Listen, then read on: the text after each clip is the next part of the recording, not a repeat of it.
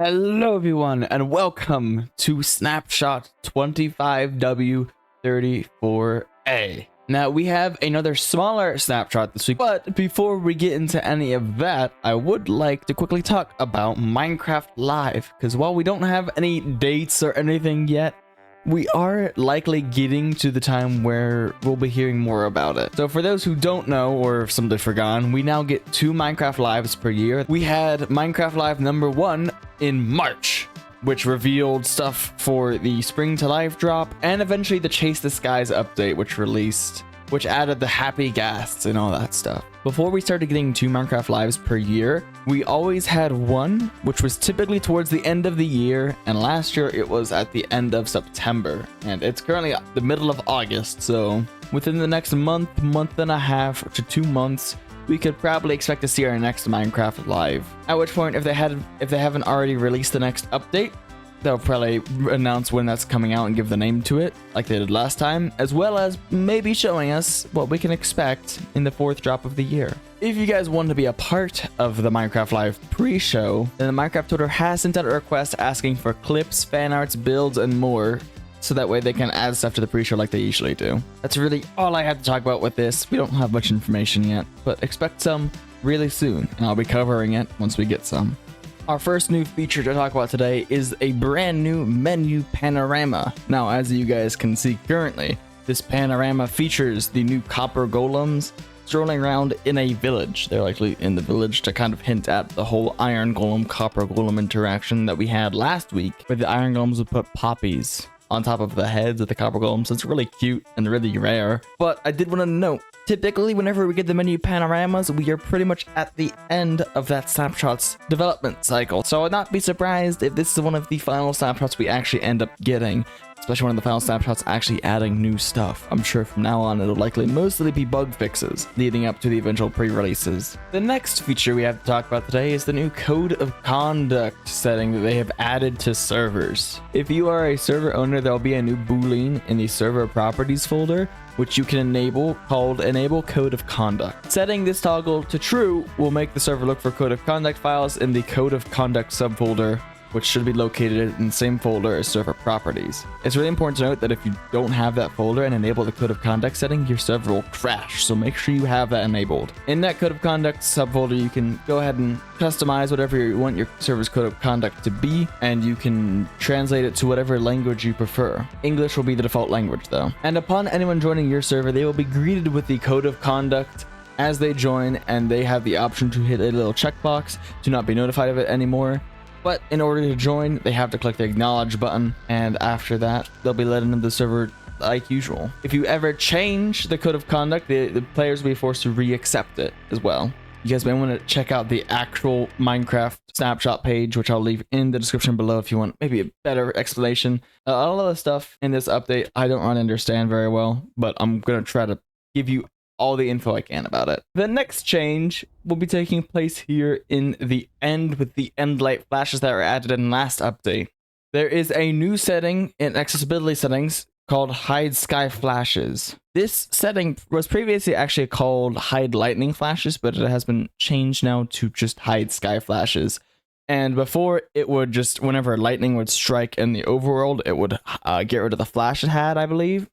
But now this will have an effect on the Endlight flashes too, but not the one you may expect. But go ahead and turn this on. You will still see that the Endlight flashes will occur in the distance. The only thing that will change is that the Endstone will no longer flash purple with it. Boom.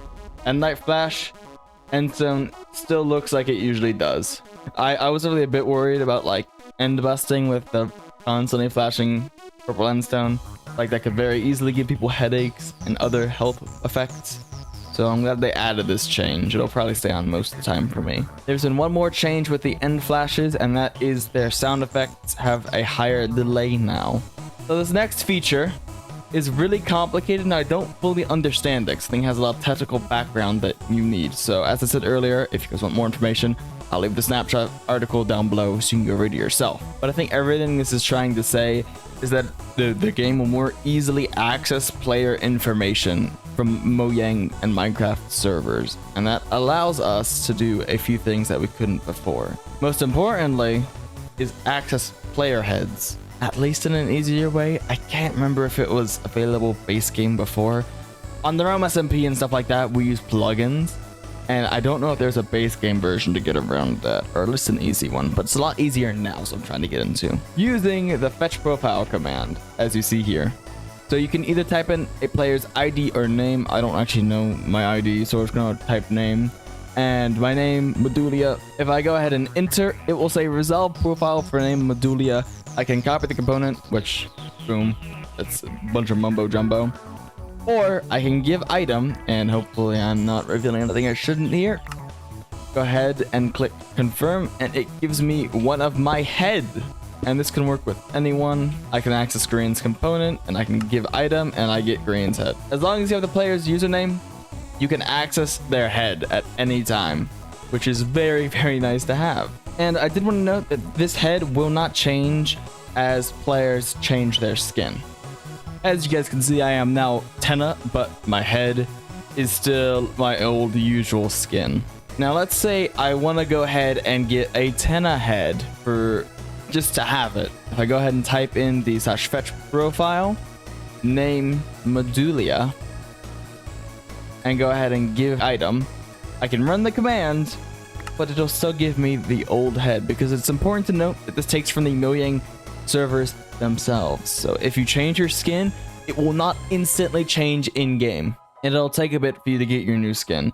So important limitation to note. So that moves us on to another small thing that I want to talk about today, and that is some rendering changes. So if you guys remember back in version 25W31A a couple of weeks ago, Mojang was testing out some new rendering changes to hopefully alleviate some of the FPS penalty that came with having a lot of mobs in an area. And this would, I said back then, this would mainly help with areas such as mob farms and whatnot.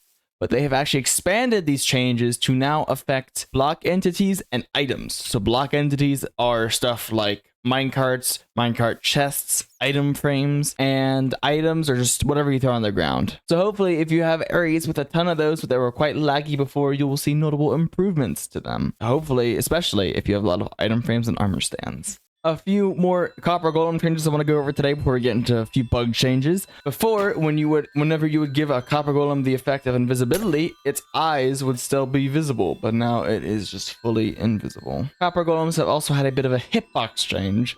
So their hitbox are now a little taller than a singular block. So they cannot fit in one block tall spaces anymore. And their width, I believe, has also been decreased to be able to fit through a corridor with a door on one side and a normal block on the other, so they can still go through here. I don't know how well that pathfinding is. Looks like it isn't great, but still complicated. The copper golems and the copper chests have all had some audio changes, so now they are only audible from 12 blocks away, and all their sounds are quieter because they were quite loud before. Oh, there they go. There have also been some changes for specific copper golem MBT data, such as the no AI copper golem would spin previously. Now it does nothing like it should. And the silent copper golems still produced some sounds before, but that has also been fixed. There have also been quite a few bug changes with the copper golem statues that are in the general bug section that I will not be going over. Now for a few general bugs before the video is over. First of all, last week, whenever Mojang added the ability to make a list of all mobs that could enter boats, Guardians were removed from that list, and they couldn't enter boats, but now they can once again. Oh, just let's try that again in some water. There we go. Guardian in a boat.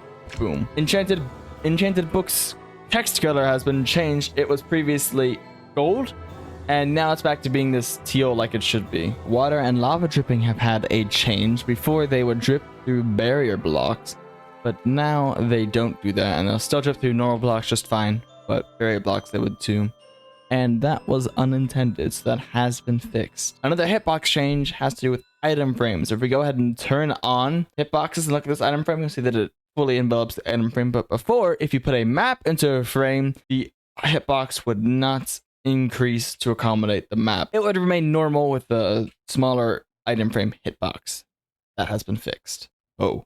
And finally, before, as you can see on screen, if you had a world that's name was too long, the information for the world would overflow into this area here. But as you guys can see now, that's been fixed. That's a really old bug too, so it's good to see that done. But anyway, that is about it for today. We'll see if we get another snapshot next week. If we do, it'll likely be mostly bug fixes and pretty small stuff. Maybe we'll get some Minecraft Live info. Anyway, I hope y'all enjoy the rest of your day, and I will see you next time. As always, goodbye.